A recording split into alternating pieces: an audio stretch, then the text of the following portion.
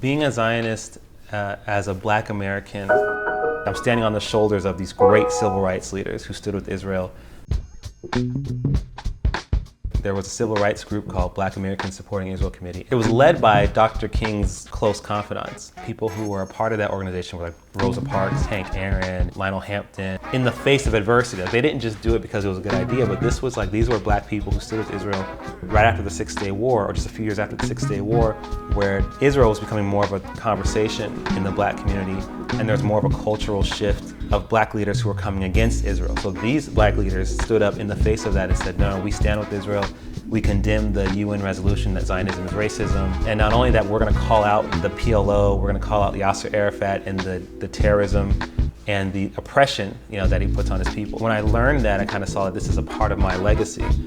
There are a lot of Black people who look favorably on Israel, but they don't say anything, they don't speak out, they don't do activism. And so it gets tough when the accusations come. Even before I started doing pro-Israel advocacy, I wanted to use my music to bring to people's attention issues that I think they maybe would not have been exposed to.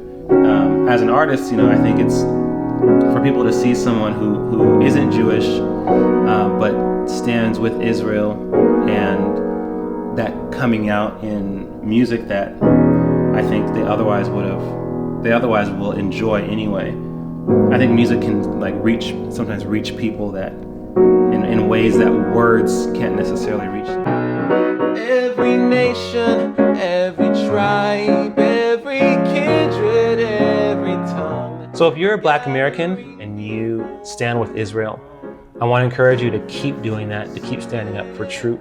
It's the story of the Jewish people returning to their ancestral homeland, to their indigenous land. You never know who's actually gleaning something from the posts you make or the speeches you give or the articles you write. Continue to speak truth and know that you're standing in good company. You're standing in the legacy of Dr. King and Bayard Rustin and A. Philip Randolph, these people who stood unequivocally with Israel and called out the injustices that were being done by Israel's enemies to their own people. So stand your ground, speak the truth, call out the lies, and stay firm and stay steadfast in that.